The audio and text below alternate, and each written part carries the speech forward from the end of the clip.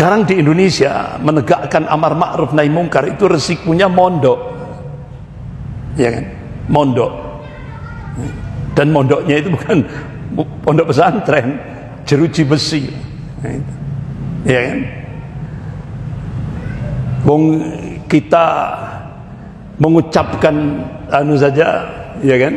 Statement yang agak ya tegas gitu saja, langsung kita dilaporkan oleh buzzer. Yang melaporkan buzzer, tidak tanggung-tanggung, buzzer istana. Nah ini. Dan itu pernah saya alami. Akhirnya sudah bismillah, saya berangkat ke Bareskrim, saya datangi, bahkan saya dikenai sanksi 10 tahun penjara. Luar biasa itu. Pasal apa? Makar. Pasal makar. Luar biasa itu. Akhirnya saya sampaikan ke Bareskrim, kira-kira saya bisa ndak melakukan gugatan balik? Kalau saya gugat balik gimana? Ndak bisa, Ustaz. Ini buzzer ini dilindungi oleh negara, digaji oleh negara. Jadi penista agama itu sekarang dilindungi oleh negara, digaji oleh negara lewat APBN.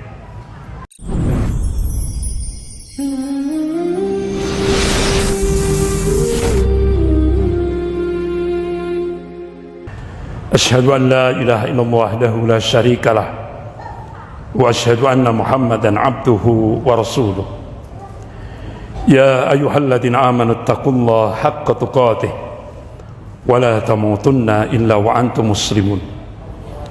Ya ayyuhan nasu taqu rabbakum alladzi khalaqakum min nafsin wahidah wa khalaqa minha zawjaha wa batha minhuma rijalan katsiran wa nisaa'a wattaqullaha alladzi tas'aluna bihi wal arham innallaha kana 'alaikum raqiba. Ya ayyuhalladzina amanu taqullaha wa qulu qawlan sadida yuslih lakum a'malakum wa yaghfir lakum dhunubakum wa may yuti'illaha wa rasulahu faqad faza fawzan 'azima. Amma ba'd, fa in asdaqal hadits kitabullah wa khairul hadi hadi Muhammadin sallallahu alaihi wasallam wa syarrul umur muhdatsatuha wa kullu muhdatsatin bid'ah wa kullu bid'atin dhalalah wa kullu dhalalatin finnar. Ma'asyiral muslimin rahimakumullah, Bapak-bapak, ibu-ibu, saudara-saudari yang dirahmati Allah, kita melanjutkan pembahasan kita mewujudkan generasi Rabbani. Minimal kita jadikan anak-anak kita menjadi generasi Rabbani, generasi yang semua aktivitasnya, pola pikirnya rujuk ilal Quran was sunnah, kembali kepada Al-Quran dan As-Sunnah. Kita sudah membahas 7 marhalah, 7 tahapan. Tahapan yang ke-8, qulil haq walau kana murran, kata Rasulullah, sampaikan yang hak walaupun pahit. Untuk merealisasikannya itu wujudnya amar ma'ruf nahi mungkar. Nah, ini. Bapak-bapak, ibu-ibu, saudara-saudari yang dirahmati Allah, kenapa amar ma'ruf nahi mungkar itu menjadi masalah yang sangat penting untuk kita aplikasikan? Karena Rasulullah mengingatkan, qala Rasulullah sallallahu alaihi wasallam, innallaha yaqul lakum muru bil ma'ruf wa nahuna 'anil munkar qabla an fala ujibu lakum wa tas'aluni fala u'tikum fi fala ansurukum. Hai manusia, sesungguhnya Allah menyuruh kepada kamu, ajak manusia itu untuk berbuat yang ma'ruf, berbuat yang baik, dan mencegah dari yang mungkar, supaya jangan sampai terjadi satu masa, kata Rasulullah, di mana kalian berdoa, Allah sudah tidak lagi mendengarkan doa-doa kalian. Itu ada masanya, di mana kita berdoa kepada Allah, Allah sudah tidak lagi mendengarkan doa-doa kita. Di mana kita memohon pertolongan kepada Allah, Allah sudah tidak lagi merespon permohonan kita. Masa itu bisa terjadi, kata Rasulullah, bukan lantaran ketika kita meninggalkan sholat, bukan lantaran kita meninggalkan puasa, bukan. Masa itu di mana doa-doa kita sudah tidak lagi didengarkan oleh Allah, permohonan kita sudah tidak lagi direspon oleh Allah, itu kata Rasulullah bisa terjadi manakala kita meninggalkan posisi duniawi kita. Apa? Yaitu sebagai pengemban amar ma'ruf nahi mungkar.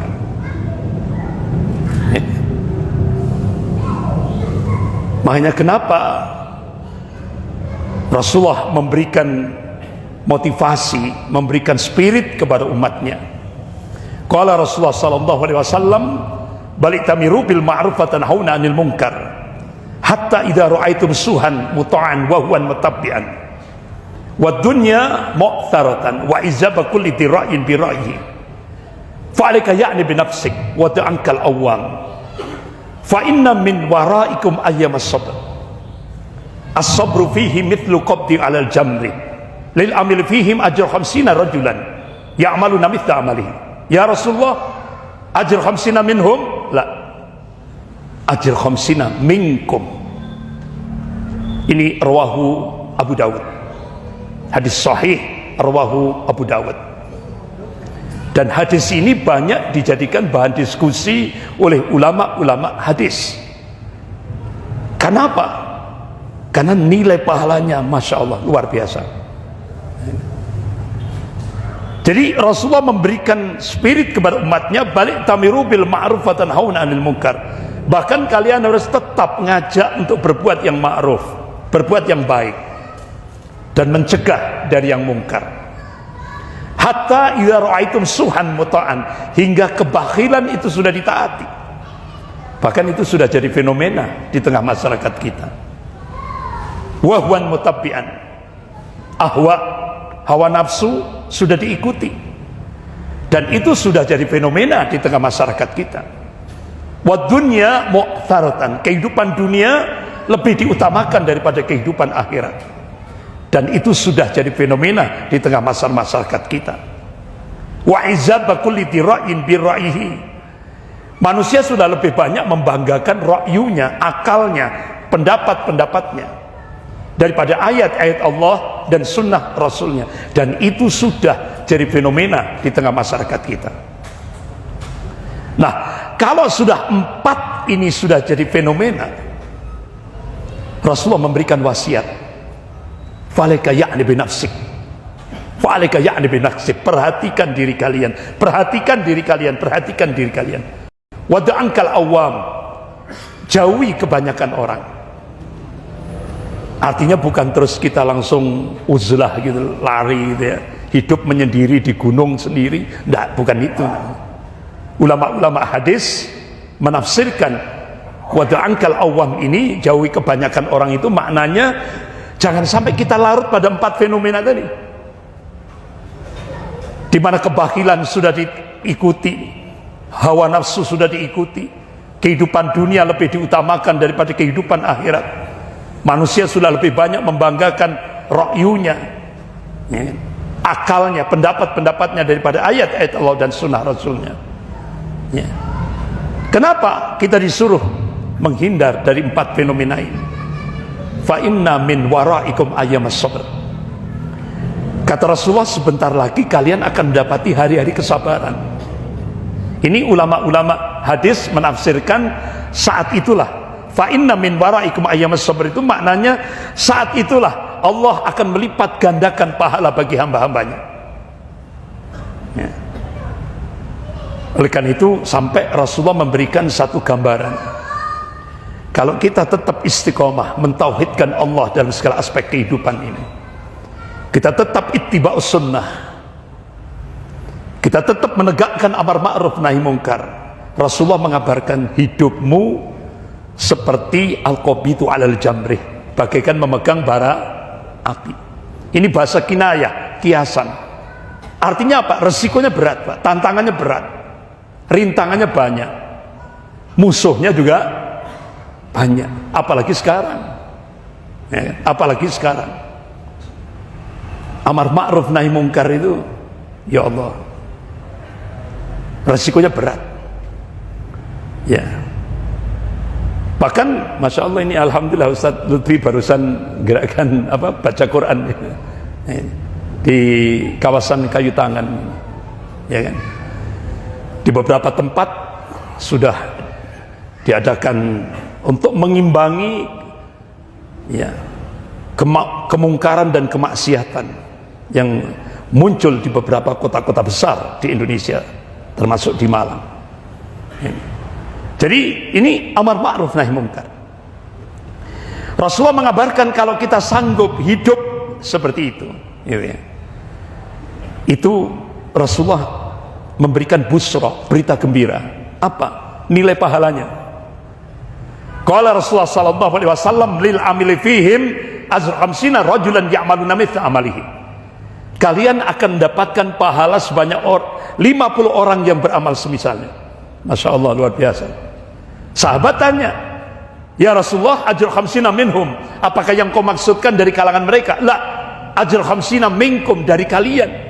Artinya kalau kita istiqomah mentauhidkan Allah dalam segala aspek kehidupan, kita tetap ittiba'us sunnah, menegakkan sunnah Rasulullah sallallahu alaihi wasallam, baik dalam kehidupan berpribadi, berkeluarga, bermasyarakat, berbangsa, bernegara.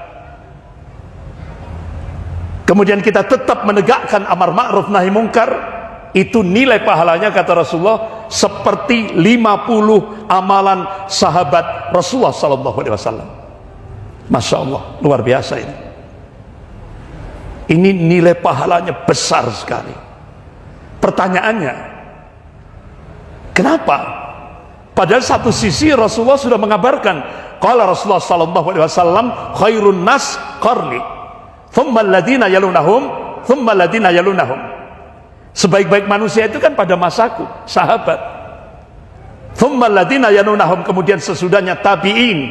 Thumma alladhina yalunahum, kemudian sesudahnya tabi'ut tabi'in. Ini umat yang the best, sebaik-baik manusia. Tapi kenapa nilai pahala masih lebih besar umat akhir zaman? Akhirnya ulama-ulama hadis mencoba mengkaji itu.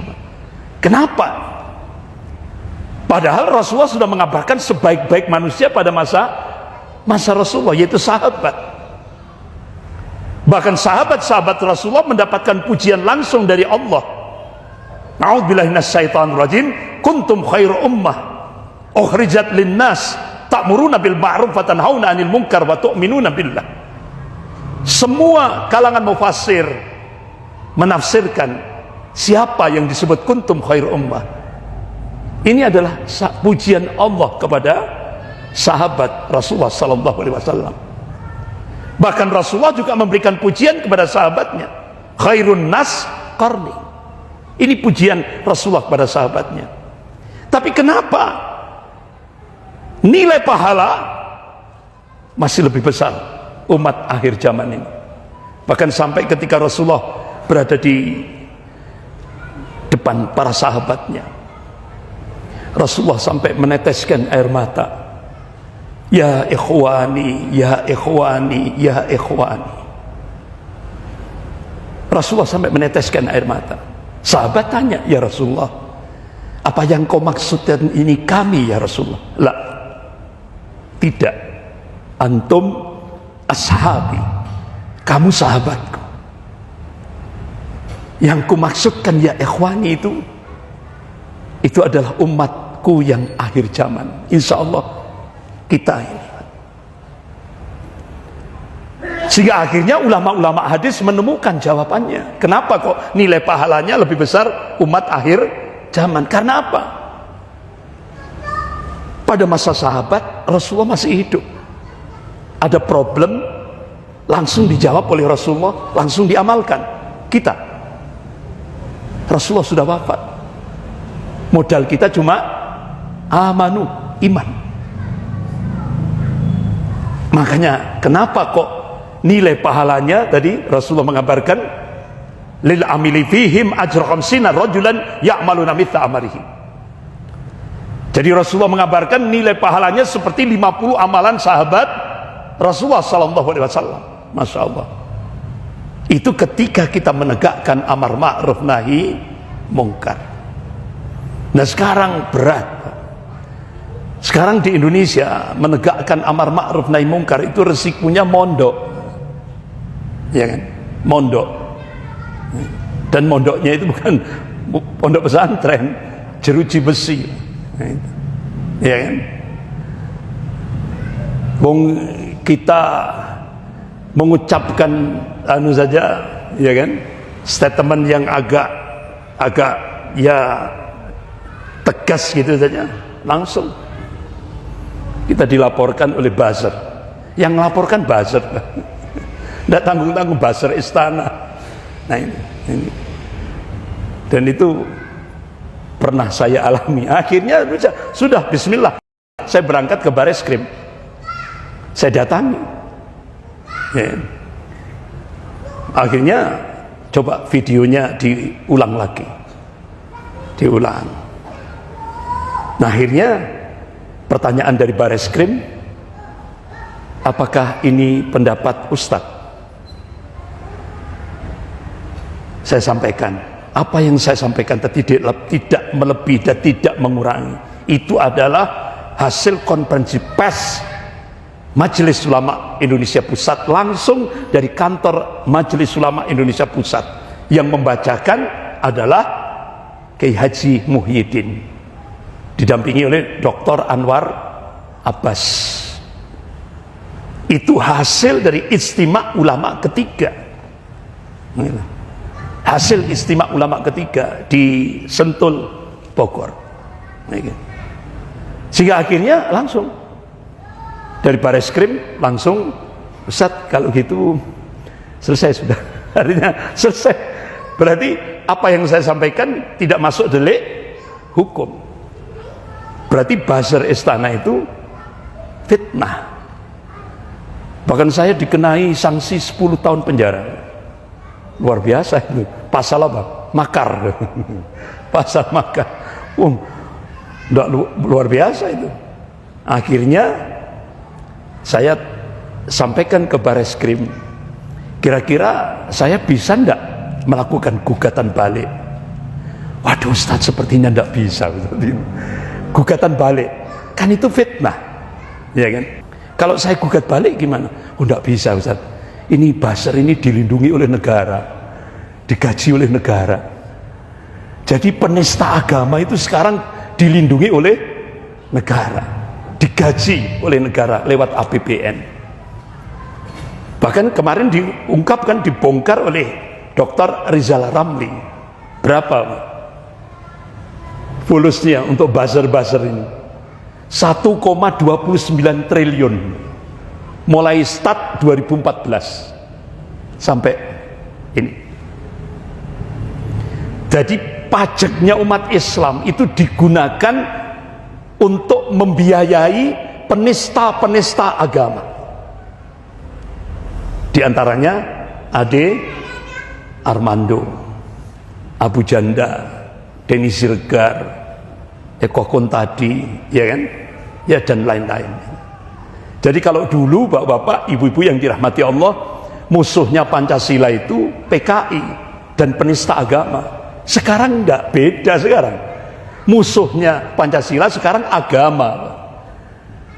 Ya, penista agama dilindungi oleh negara, digaji oleh negara. Tadi berapa itu? 1,29 triliun. Astagfirullah. Kenapa? Mereka punya filosofi, jangan sampai umat Islam ini dalam kondisi tenang. Kenapa? Dia akan bangkit amar ma'ruf nahi mungkarnya. Oleh karena itu filosofi mereka pakai tikus di dalam karung. Tikus dalam karung, Pak. Makanya ada orang bawa tikus dalam karung di kereta. Tiap kali ditendang. Tujuannya apa? Supaya tikus ini tidak menggigit karungnya. Kalau tikus ini kalau karung ini dalam kondisi tenang, tikus itu bisa gigit karungnya dan bisa keluar. Nah, itu filosofinya seperti itu. Jadi kalau umat Islam itu jangan sampai fokus pada amar ma'ruf nahi mungkar, umat Islam harus digoncang. Gitu. Dan tidak hanya itu, adu domba. Berapa biayanya? 20 triliun. Ini 1,5 triliun DP-nya sudah diterima kan? Sudah diterima DP-nya. Makanya umat Islam harus cerdas, Pak. Ya, harus cerdas. Ini proyek, Pak. Ya. Makanya kalau ada seorang ustadz, seorang ulama, kiai, terus yang diekspos itu masalah-masalah furu', tujuannya untuk memecah belah umat Islam, dan rata-rata mereka ikut proyek 20 triliun seperti itu. Jadi itu yang harus kita waspadai. Kita harus taat kepada apa yang diperintahkan oleh Rasulullah. Qala Rasulullah sallallahu alaihi wasallam, al jama'atu rahmatun wal furqah adzabun. Bersatu itu rahmat, berpecah itu adalah azab. Ini hadis sahih rawahu Ahmad. Itu yang harus kita pegang. Bapak-bapak, ibu-ibu yang dirahmati Allah. Bahkan sampai dalam tataran teknis, Rasulullah mengarahkan bagaimana ketika kita menghadapi kemungkaran. Rasulullah memberikan teknisnya sampai dalam tataran teknis. Qala Rasulullah sallallahu alaihi wasallam, man ra'a minkum munkaran falyughayyir bi yadihi, fa illam yastati' fa bi lisanihi, fa illam yastati' fa bi qalbihi, wa dzalika ta'aful iman. Kalau ada kemungkaran di depanmu, hendaklah kau rubah dengan tanganmu. Ini bisa ditafsiri dengan jabatan, kedudukan, pangkat, kekuasaan kita. Kalau tidak mampu, lisan.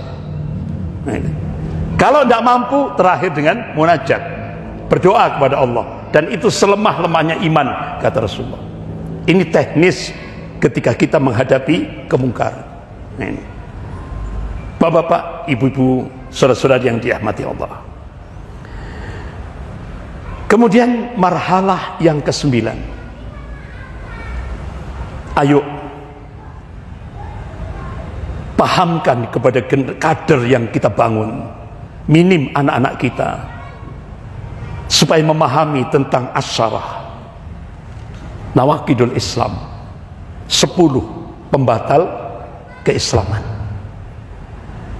Dan ini merupakan aplikasi daripada prinsip dakwah yang dikembangkan oleh Rasulullah SAW, baik pada saat periode Makkiyah sampai periode Madinah. Aplikasi dari akidah tauhid la ilaha illallah. Kalau di dalamnya ada la ma'budu bihaqqin illallah, tidak ada ilah yang berhak diibadahi secara benar kecuali Allah. Apa nawaqidul Islam itu? Ada asyarah 10 pembatal keislaman. Yang pertama, syirik. Ini yang sudah kita bahas secara rinci, tidak perlu diulang lagi. Ini yang sudah seringkali kita bahas, ya. Syirik akbar dan syirik asghar. Nah, itu. Bahkan sudah saya sampaikan tentang rincian jenis-jenis kesyirikan era modern. Jadi ada syirik gaya lama, ada syirik gaya baru, ada syirik modern, ada syirik post modern. Sudah saya sampaikan secara rinci, ya. Yang kedua, membuat wasilah atau perantara dalam beribadah kepada Allah Subhanahu wa taala.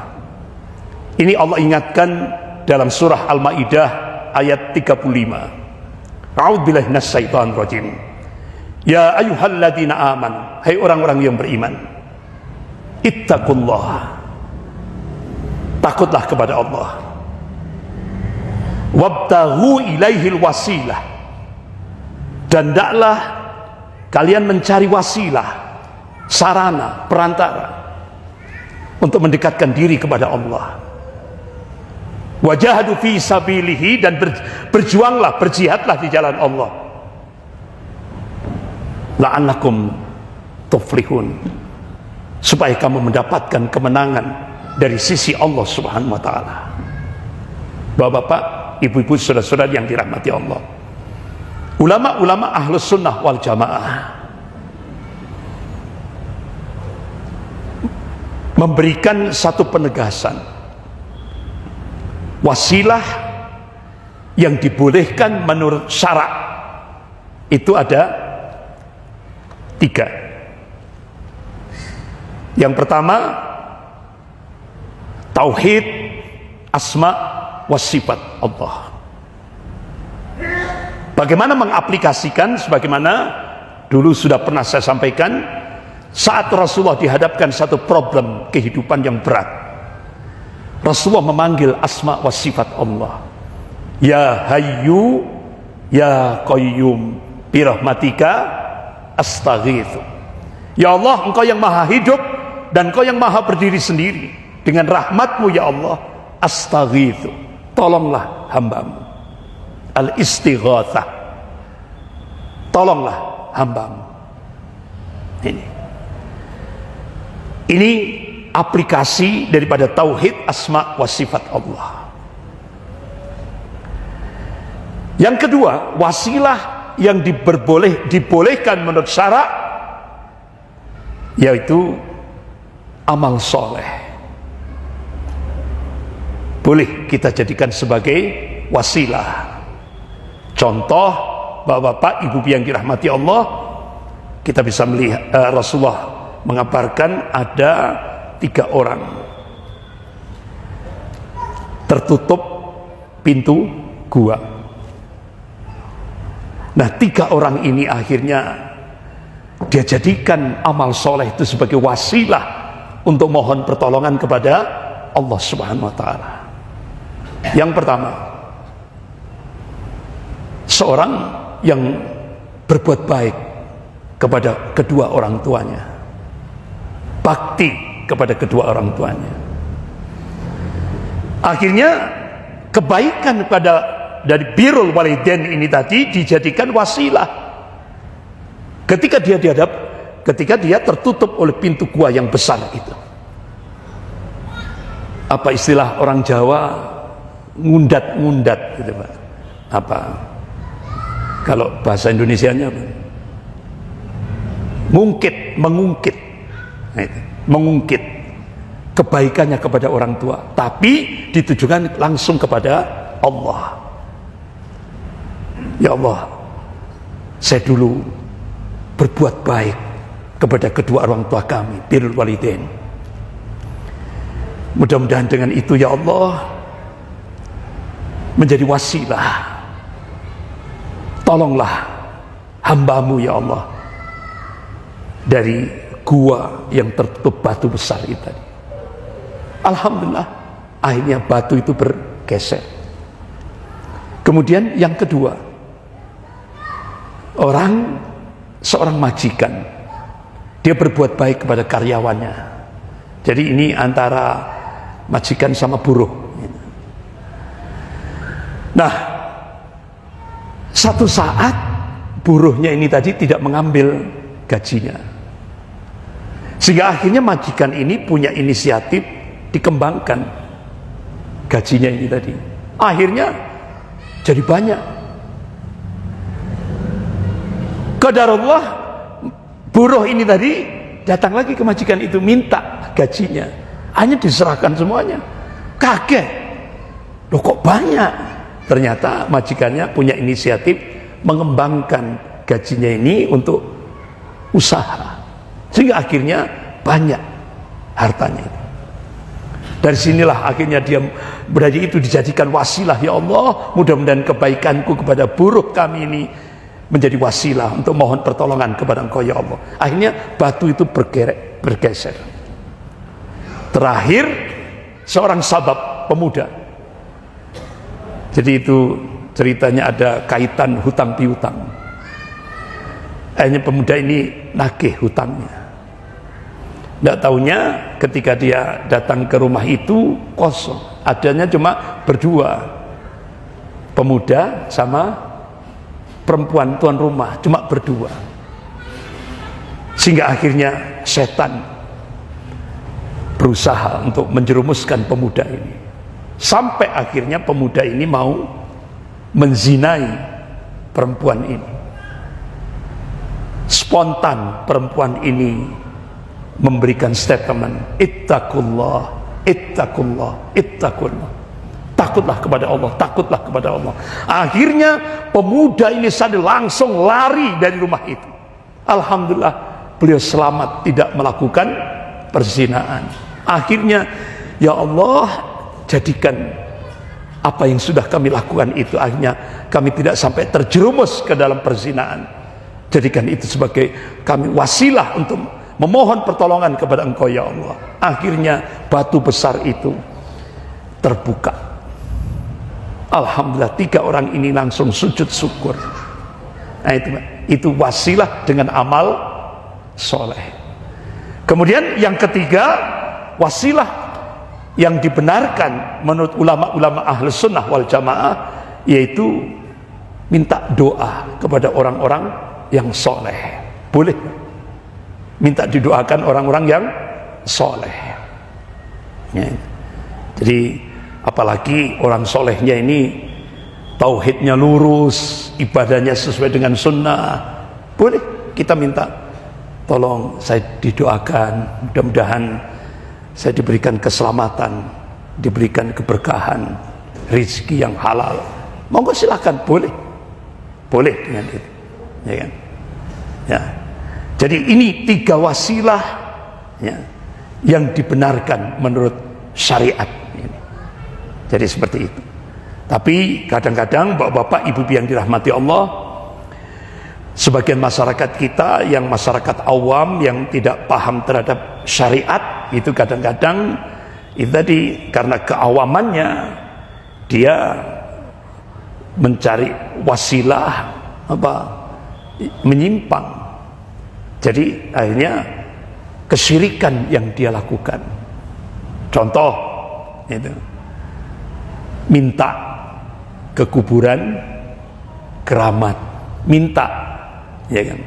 Nah, kalau kita ziarah kubur ya kan, kita datang, Rasulullah ngajari kita ucapkan salam, assalamualaikum ya ahlal diyar minal mu'minina wal mu'minat wa insyaallahu bikum lahirun. Kita masuk, kita ziarah kan, kemudian kita doakan si mayit ini yang ada dalam kubur itu, doakan.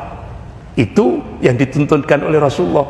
Tapi sebagian masyarakat kita, apalagi itu kuburannya orang soleh, itu minta kepada yang ada di dalam kubur. Itu kesyirikan. Itu wasilah yang tidak dibenarkan di dalam aturan syariat. Nah, itu seperti itu. Bapak-bapak, ibu-ibu, saudara-saudari yang dirahmati Allah, bahkan itu pernah terjadi itu, Pak. Kadang-kadang pengobatan alternatif ini ya kan itu kan jadi tren gitu ya, pengobatan alternatif itu kadang-kadang tidak bisa memilah gitu. Itu pernah terjadi di mana? Di Lumajang kalau tidak salah. Pengobatan alternatif itu ribuan yang datang dan sembuh juga gitu. Luar biasa. Antri, Pak. Antri. Gitu. Sembuh.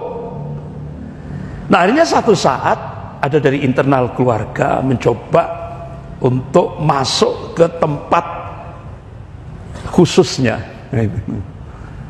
Pas dia kebetulan nangani pasien kan, berarti kan kosong tempat khususnya itu. Akhirnya dia coba masuk, dibuka pintunya, ada tambur, gong. Jadi suasananya benar-benar suasana sungut gitu. Dia masuk lagi, ada tempat khusus. Akhirnya dibuka. Begitu dibuka, kaget. Toilet, WC, Di dua pijakan kakinya itu ada 2 buah Al-Quran. Dan dia diperintah oleh jin setan ini tadi untuk menginjak 2 buah Al-Quran itu yang ada di pijakan kaki WC. Baru dijanjikan dia bisa menyembuhkan segala macam penyakit. Itu terjadi. Dan akhirnya makanya masyarakat kan ya kita harus hati-hati. Boleh usaha ikhtiar untuk mencari kesembuhan itu kan diperbolehkan, tapi kita harus memilah ini sesuai syariat atau tidak. Kalau itu masuk wilayah kesyirikan, lebih baik kita tinggalkan. Kenapa? Bukan artinya apa? Kesembuhan itu boleh kita cari, ya kan? Karena apa? Setiap penyakit pasti ada obatnya. Rasulullah sudah ngasih kabar seperti itu. Nah, yang dilihat oleh Allah itu kan ikhtiar kita, bersusah-susahnya untuk mencari obat ini tadi, ya kan? Tapi harus sesuai dengan koridor syariat. Jangan sampai itu menyentuh kesyirikan. Kadang-kadang ada syarat apa itu? Ayam hitam mulus gitu. Terus kadang telur diinjak macam-macam sudah, jajan pasar, ya kan, kemenyan, ya kan, macam-macam sudah, Pak. Nah, itu. Jadi kalau sudah menjurus kepada kesyirikan, tinggalkan. Ya, karena yang dinilai oleh Allah bukan sembuhnya, tapi ikhtiar kita sesuai enggak dengan syariat. Itu yang dinilai oleh Allah. Makanya pada masa Rasulullah itu ada seorang ibu datang kepada Rasulullah, ya Rasulullah, saya terkena penyakit apa kalau bahasa sekarang ini, kalau dulu ayan, ini epilepsi. Nah, saya sudah berusaha ya Rasulullah mencari ini tadi supaya bisa sembuh, tapi tidak sembuh-sembuh. Ya Rasulullah, doakan saya. Akhirnya apa? Rasulullah ngasih, Bu, ibu kepingin sembuh atau kepingin surga? Pilih salah satu, tidak boleh pilih dua-duanya. Masya Allah, ibu ini cerdas. Ya Rasulullah, saya pilih surga, jannah. Akhirnya Rasulullah Sallallahu Alaihi Wasallam mendoakan. Nah, setelah didoakan oleh Rasulullah, memang sakitnya masih, tapi ada perubahan. Kalau sebelum didoakan oleh Rasulullah, ketika penyakit epilepsinya ini muncul, itu auratnya terbuka.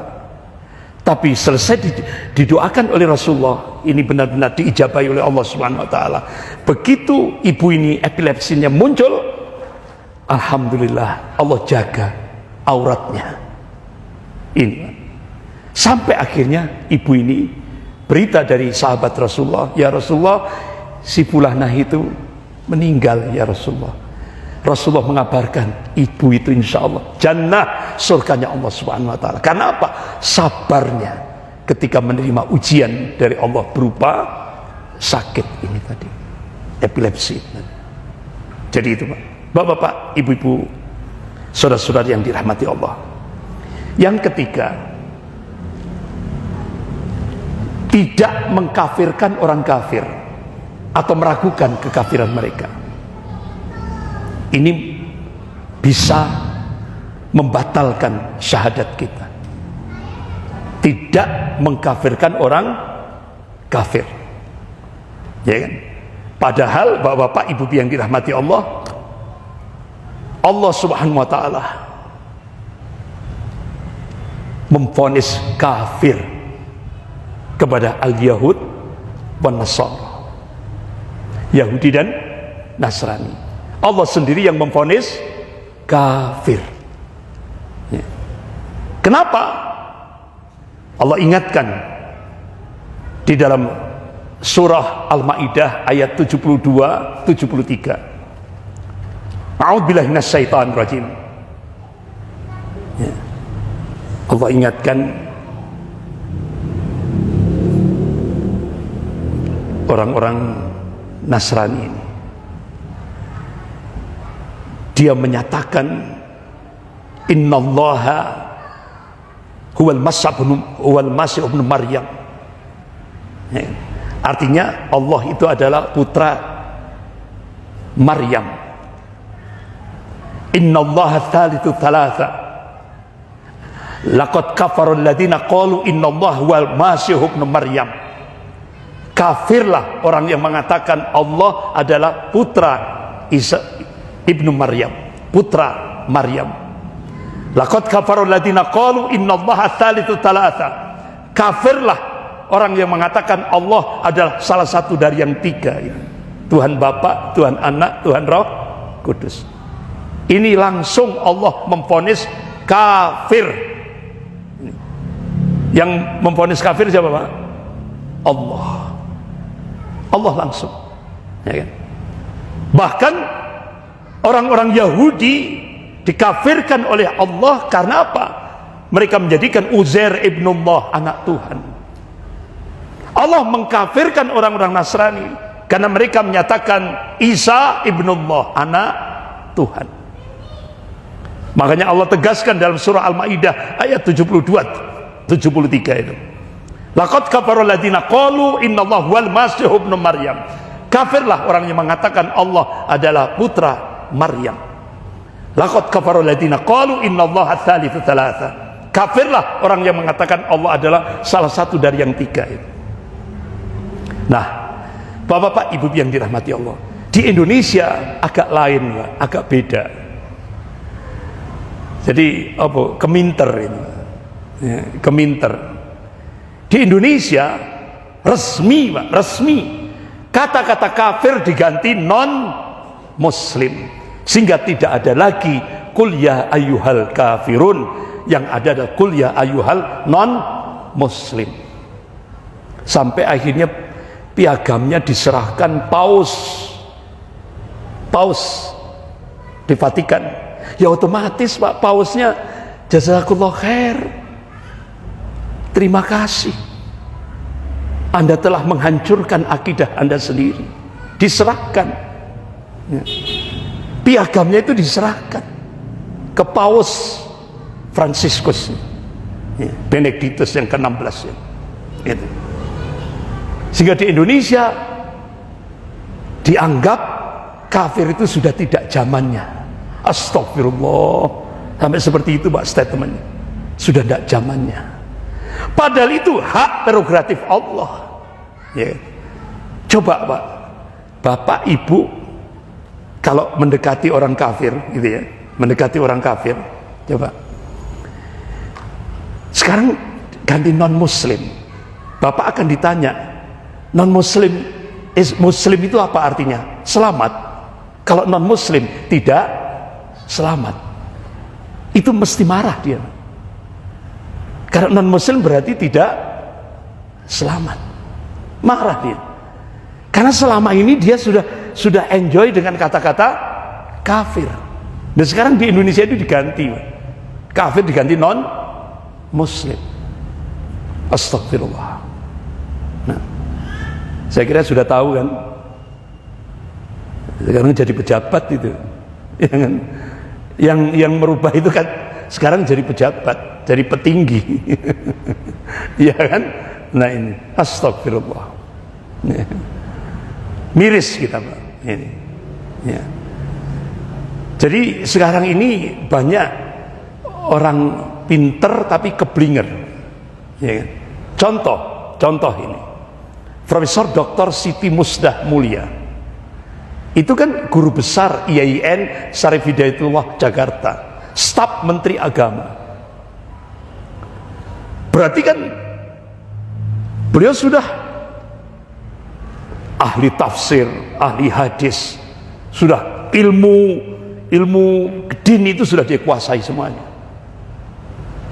Bahkan sampai dia mencoba membuat draft kompilasi hukum Islam, luar biasa. Nah, saat di Hotel Niko Jakarta ada seminar internasional, dia memberikan statement pernikahan sejenis halal. Coba, akhirnya wartawan tanya, Ibu guru besar IAIN Syarif Hidayatullah Jakarta, yang tentunya keilmuan Islamnya sudah the best. Ibu ditambah lagi ibu staf Menteri Agama. Waktu itu Menteri Agamanya Profesor Dr. Said Agil Munawar, gitu. Yang orang Arab gitu, ya. Nah, akhirnya tidak tahunya kenapa dia berani mengeluarkan fatwa halalnya pernikahan sejenis. Wartawan ini tanya, jawabannya apa? Benar-benar ringan tanpa merasa ada beban. Tidak ada bebannya. Tujuan saya memperingan pekerjaan Tuhan.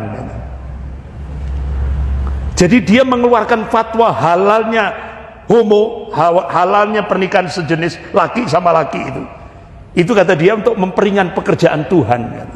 Astagfirullah, sudah kesombongan dalam ini. Nah ini makanya saya terus merenung, ya Allah, makanya kenapa kita diajari Rasulullah untuk berdoa, Allahumma ilman nafi'an wa rizqan thayyiban wa amalan muttaqabbalan. Itu kan doa yang diajarkan oleh Rasulullah kepada umatnya. Kita mohon kepada Allah supaya ilmu itu benar-benar ilmu yang bermanfaat, diberikan karunia dari sisi Allah, ilmu yang manfaat, rezeki yang thayyib, rezeki yang baik, dan amalan yang diterima. Wa amalan muttaqabbalan. Itu yang kita dicontohkan oleh Rasulullah sallallahu alaihi wasallam. Karena ternyata Bapak-bapak, Ibu-ibu, tingginya ilmu, ya kan? Tingginya ilmu itu ternyata belum artinya belum bisa dijadikan sebagai ukuran barometer. Tapi ketika kita memohon kepada Allah supaya ilmu itu bermanfaat, maslahah fid dunya wal akhirah, itu yang benar-benar kita akan mendapatkan ridho dari sisi Allah Subhanahu wa taala. Contoh lagi, rektor UIN Sunan Kalijogo. Rektor loh, Pak. Profesor Doktor siapa namanya? Yudian Wahyudi. Ini rektor UIN, ya kan? Rektor UIN Sunan Kalijogo, Profesor Yudian Wahyudi tadi. Rektor UIN Sunan Kalijogo, Yogyakarta. Itu saya mencoba untuk melihat jejak digitalnya. Masya Allah, produktif sekali. Jadi kitab-kitab yang the best, terbaik, ya. Kemudian dialih bahasakan ke bahasa Indonesia, dan penerbitnya penerbit yang top tingkat nasional. Itu rata-rata pasti yang menerjemahkan Profesor Yudian Wahyudi. Produktif beliau. Bahkan kitab Al-Iman yang ditulis oleh Syekh Abdul Majid Al-Jindani, ulama Yaman, ulama yang cukup dihormati di Yaman, Hadramaut. Itu kitab Al-Iman itu direkomendasi 100 ulama Ahlus Sunnah yang top tingkat dunia. Siapa penerjemahnya? Profesor Yudian Wahyudi. Tapi pertanyaannya, kenapa kok tiba-tiba mengeluarkan statement yang cukup mengagetkan kita? Kronologisnya, mahasiswanya program S3 ngajukan disertasi doktor, judulnya Zina Halal. Zina Halal. Yang cukup mengagetkan kita, tim penguji disertasi doktor ini tadi, ketuanya Rektor UIN Sunan Kalijogo, Yogyakarta, Profesor Yudian Wahyudi. Langsung meluluskan dengan nilai komlot, nilai the best, terbaik. Itu goncang tokoh-tokoh ulama, tokoh-tokoh ormas nasional se-Indonesia, goncang. Akhirnya ditelisik, mana kitab rujukannya. Penulisan disertasi doktor dengan judul Zina Halal. Ternyata yang dijadikan sebagai literaturnya itu kitab Milkul Yamin yang ditulis oleh Muhammad Syahrur. Ya. Bapak-bapak, ibu yang dirahmati Allah, Muhammad Syahrur, namanya kan Islami kan, ya kan? Nggak ada orang Arab itu namanya Bejo, itu kan nggak ada kan, nggak ada. Pasti namanya Islami. Ternyata kita baru tahu, Pak, Muhammad Syahrur, penulis kitab Milkul Yamin yang dijadikan rujukan, ini penulisan disertasi doktor dari mahasiswa S3 di UIN Sunan Kalijogo Yogyakarta ini, ternyata dibongkar oleh Syekh Muhammad Nasiruddin Albani rahimahullah. Ternyata Muhammad Syahrur itu ideologinya komunis, ateis komunis. Nah, itu. Jadi seperti itu. Ya, akhirnya otomatis, Pak. Ini kan sempat geger nasional kan. Nah, Pak Mukidi ya otomatis, ini cocok untuk kontemporer, Indonesia kontemporer. Akhirnya dipanggil Pak Mukidi. Masih kenal Pak Mukidi? Ya, dipanggil, langsung dilantik, diangkat, dilantik di Istana Negara. Jadi apa, Pak? Kepala Badan Pembinaan Ideologi Pancasila. Selesai dilantik, apa statementnya Profesor Yudian Wahyudi? Agama musuh terbesar Pancasila. Kalau dulu zaman Orde Baru, PKI musuh terbesar Pancasila. Sekarang agama musuh terbesar Pancasila. Akhirnya geger, Pak, nasional. Tokoh-tokoh ulama memberikan kritikan sampai akhirnya dia mengambil keputusan puasa bicara selama 1 tahun. Puasa bicara selama 1 tahun. Artinya tidak bicara lewat publik, lewat media selama 1 tahun. Tapi enggak, tahunnya enggak kuat, ngempet gitu, Pak. 1 tahun jangan cukup lama. Akhirnya dia bikin statement lagi, minta kepada umat Islam seluruh Indonesia untuk tidak lagi taat kepada ketetapan Allah dan Rasulnya. Cukup dengan taat kepada konstitusi yang diciptakan oleh manusia. Luar biasa. Luar biasa. Padahal Bapak Ibu, tadi kan sudah saya sampaikan, ya Allah.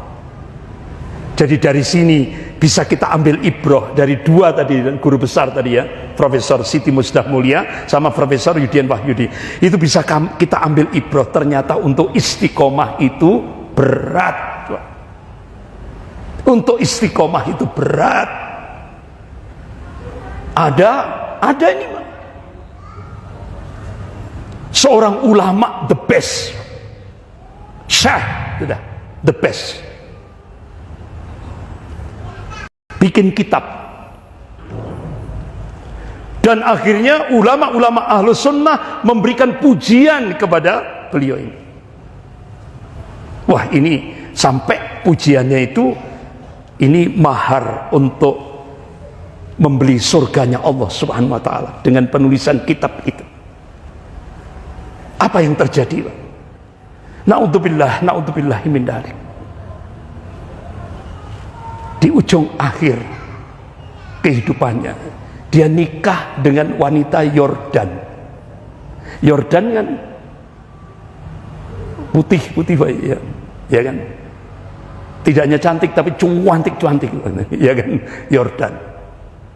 Ya. Akhirnya dia terjerembab.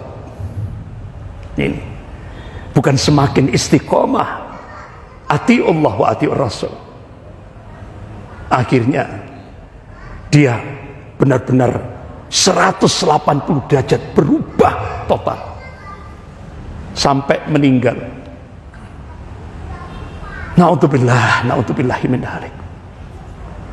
Makanya kenapa kita mohon terus kepada Allah, ya muqallibal qulub, tsabbit qalbi ala dinik. Ya Allah, Engkau yang bolak-balikkan hati, teguhkan hati hambamu ke dalam agamamu. Jangankan Profesor Dr. Siti Musdah Mulia, Profesor Dr. Yudian Wahyudi, terus ini tadi seorang syekh di Saudi. Allah mengabarkan dalam Al-Quran, ini seorang ulama yang masyhur, doanya makbul. Hari ini berdoa, hari ini pula dikabulkan oleh Allah Subhanahu wa taala. Dia adalah Bal'am. Akhirnya apa? Bal'am lebih condong kepada ahwanya, hawa nafsunya, sehingga akhirnya dia berpihak bukan kepada Nabi Musa alaihissalam, tapi condong kepada Fir'aun. Dengan apa? Imbalannya jabatan, kedudukan, fulus, dan sebagainya. Akhirnya Bal'am mati dalam keadaan kafir. Naudzubillah min dzalik. Makanya kenapa bapak-bapak, ibu-ibu yang dirahmati Allah, apalagi pas sepertiga malam, 2/3 malam akhir, saat kita sholat qiyamul lail, saat sujud akhir, selesai kita baca tasbih, jangan lupa 3 doa. Allahumma inni as'alukal husnal khatimah, Allahumma arzuqni taubatan nasuha qoblal maut, Allah ya muqallibal qulub, tsabbit qalbi ala dinik. Ini 3 doa ini jangan dilupakan. Karena apa? Istiqomah itu berat, apalagi hidup kekinian.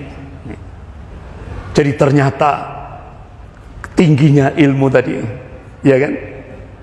Ternyata bukan ukuran. Makanya kenapa Allah ingatkan dalam surah Fussilat ayat 6 itu, a'udzubillahi minasyaitonir rajim, fastaqimu ilaihi wastaghfiruhu. Tetaplah kalian di jalan Allah yang lurus, siratal mustaqim, wastaghfiruhu. Itu kalangan mufassir menafsirkan istiqomah itu anugerah Allah. Kalau kita ingin diberikan keistiqomahan sampai kita menghadapi sakaratul maut, Allah berikan kuncinya, istighfar. Perbanyak istighfar. Itu sudah, itu kuncinya. Insya Allah kita lanjutkan Jumat depan, ya, Jumat depan. Mungkin ada pertanyaan 1 atau 2, monggo silakan. Ada pertanyaan? Monggo silakan. Ada? Ya, monggo Pak Zaid. Ada? Ya. Waalaikumsalam warahmatullahi.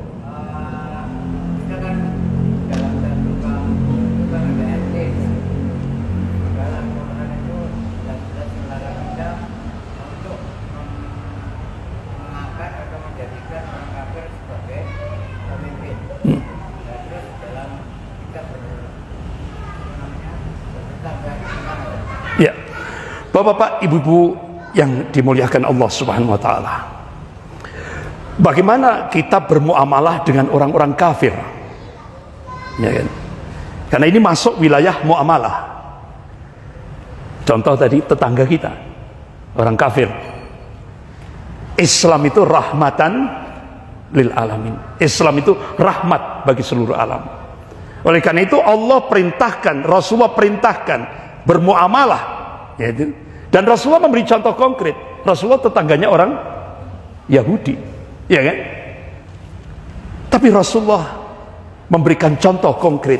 Kita disuruh berbuat baik kepada siapa saja tanpa pandang bulu, kalau masuk wilayah muamalah, karena Islam itu rahmatan lil alamin. Nah sekarang bagaimana kalau masuk wilayah akidah? Kita diberi konsep oleh Allah, lakum dinukum waliyadin, bagimu agamamu, bagiku agamaku. Contoh, sekarang kan lagi tren Islam Nusantara, ya kan? Lagi tren di Indonesia.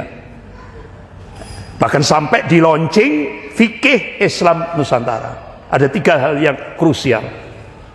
Ciri Islam Nusantara itu boleh memilih pemimpin kafir dan taat kepada pemimpin kafir. Tidak hanya taat tapi taat. Nah ini. Yang kedua, menerima agama baru, yaitu pluralisme agama, pluralisme. Yang ketiga, mendukung kearifan budaya lokal atau mendukung budaya syirik. Ini Muslim yang terbaik untuk Indonesia kontemporer, untuk Indonesia kekinian. Kalau bapak ibu konsisten pada Al-Quran dan As-Sunnah, masuk kategori Muslim radikal, konotasinya jelek. Jadi sekarang yang hak dikatakan batil, yang batil dikatakan hak. Itu sekarang. Kalau Joyoboyo mengatakan zaman edan, nek ora edan ora keduman, tapi bejo-bejone wong kang eling lan waspodo. Artinya menurut konsep Islam bukan zamannya yang edan, manusianya yang edan. Nah bapak-bapak ibu yang dirahmati Allah, bagaimana kalau kita dengan orang-orang kafir masuk wilayah akidah? Contoh, memilih pemimpin, itu masuk wilayah akidah, bukan muamalah. Memilih pemimpin itu masuk wilayah akidah. Sampai pun lingkup kecil, yaitu milih suami, itu masuk wilayah akidah. Nah Allah tegaskan dalam surah An-Nisa ayat 144 ini, a'udzubillahi minasyaitonir rajim, ya ayyuhalladzina amanu, hai orang-orang yang beriman, la tattakhidul kafirina awliya min dunil mu'minin at-turidu an taj'alu lillahi 'alaikum sultanan mubina. Hai orang-orang yang beriman, janganlah kamu menjadikan orang-orang kafir itu sebagai pemimpinmu dengan meninggalkan orang-orang mukmin. Inginkah kalian mengadakan satu alasan yang nyata bagi Allah untuk menyiksamu? Sampai seperti itu Allah tegaskan.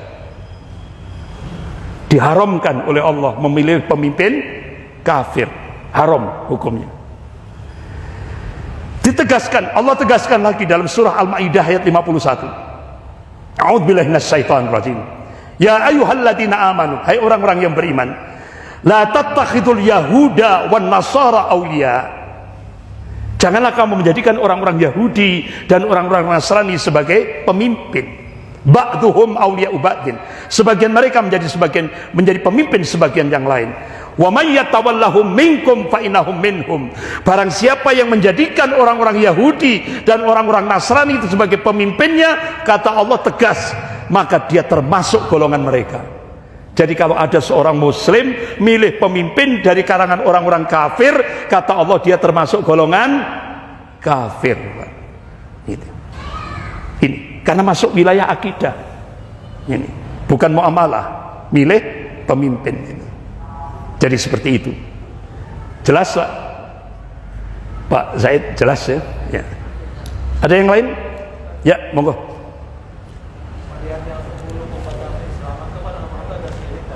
Ya.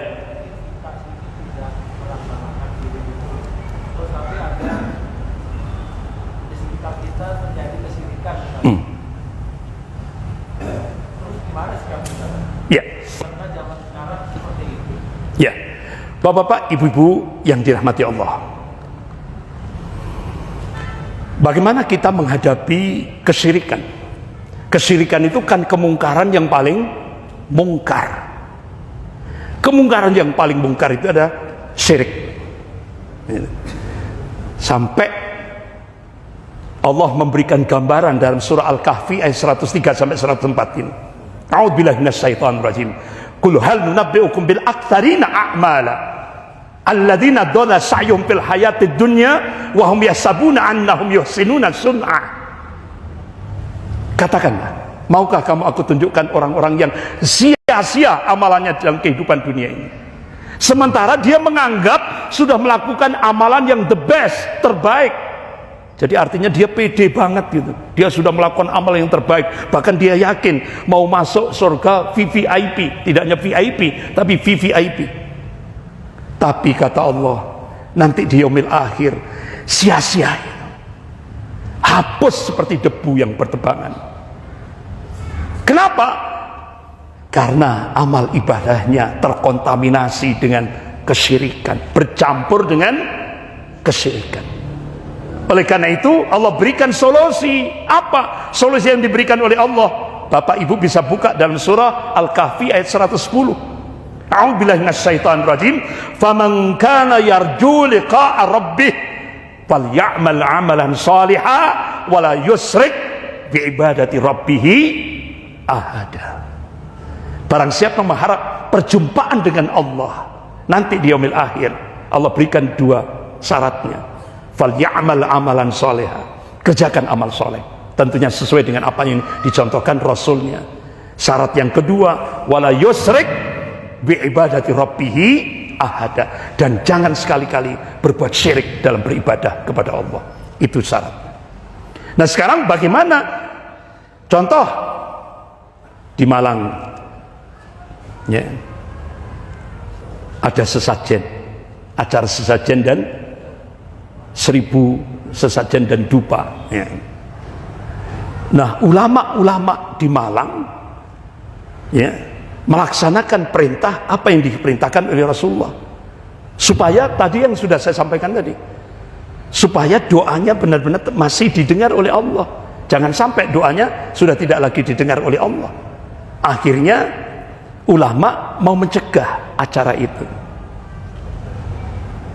Baru kumpul ini dibubarkan sama polisi. Ya, baru kumpul dibubarkan oleh polisi. Karena apa? Ini acara ini benar-benar difasilitasi oleh pejabat, ya kan? Dengan alasan kearifan budaya lokal, dikelambeni lagi pariwisata, ya kan? Nah itu. Akhirnya kembali kepada dalil, fattaqullaha mastata'tum, maka bertakwalah kepada Allah sesuai dengan kemampuanmu. Akhirnya ulama bikin surat resmi, ini Ustaz Lutfi, tembusannya sampai gubernur, ya, tembusan sampai gubernur. Yang penting ulama sudah berbuat. Di Malang ini ulama berbuat. Nah itu. Nah kemarin karena sudah diadakan di balai kota, diadakan lagi di kawasan Das Brantas, Larung. Ini kan model-model kesyirikan, ya kan? Akhirnya apa? Ya itu tadi, ditopang oleh pejabat. Akhirnya ulama tidak bisa, ya kan? Jadi yang penting ada usaha, ada ikhtiar ini tadi, ya kan? Insya Allah kalau ini ulama-ulama di Malang ada ikhtiar, ada usaha tadi sampai bikin surat itu, lepas dari beban syarat. Insya Allah lepas dari beban syarat gitu. Jadi seperti itu. Yang penting ada ikhtiar. Nah kembali kepada nas, kalau kita kembalikan pada nas, Rasulullah sudah ngasih kabar, dan kita harus bersikap. Kalau kita mengaku sebagai umat Rasulullah, sikap kita tasdiquhu fima akhbar. Kita harus membenarkan apa yang dikabarkan oleh Rasulullah SAW. Rasulullah mengingatkan 1443 tahun yang lalu.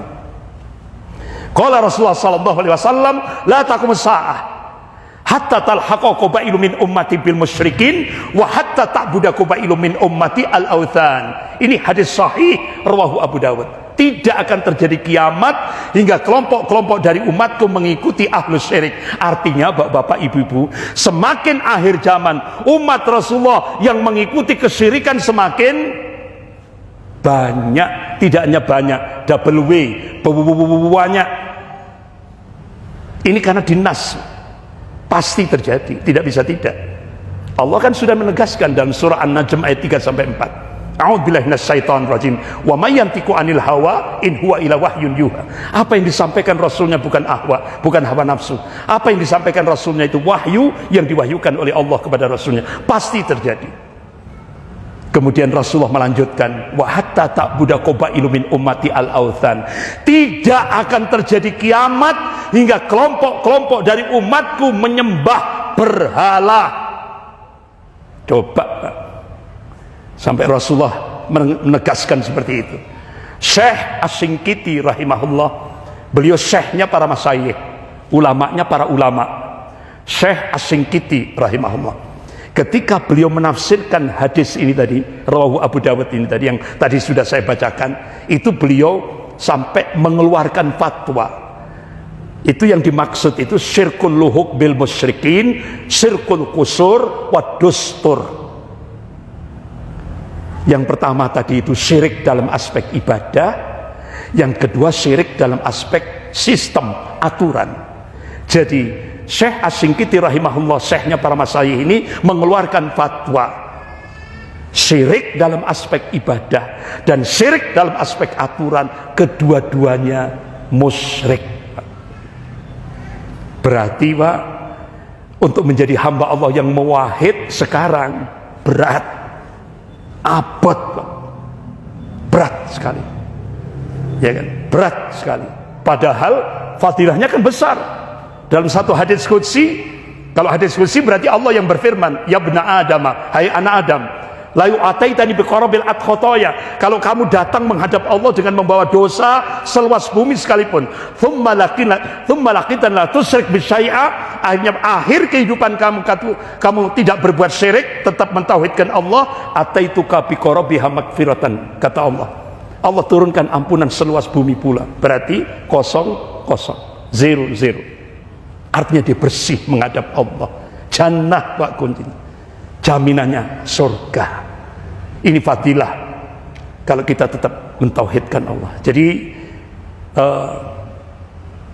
ulama di Malang sudah berbuat, ya, insya Allah bebas dari beban syarat, ya. Jadi bukan terus akhirnya diam 1000 bahasa, enggak. Ulama-ulama di Malang berbuat, ya kan? Dan memang kalau sudah masuk power kekuasaan itu dimenangkan oleh, ya kan, kadang-kadang dimenangkan oleh itu rata-rata. Makanya kan ulama-ulama dulu itu kalau sudah menegakkan amar ma'ruf nahi mungkar, itu resikonya dakwah jihad penjara, dakwah jihad penjara, itu resikonya itu. Jadi benar-benar itu risiko yang dialami oleh ulama-ulama yang istiqomah untuk amar ma'ruf nahi munkar. Saya kira gitu. Kita akhiri dengan doa kafarat majelis. Subhanakallahumma wa bihamdika.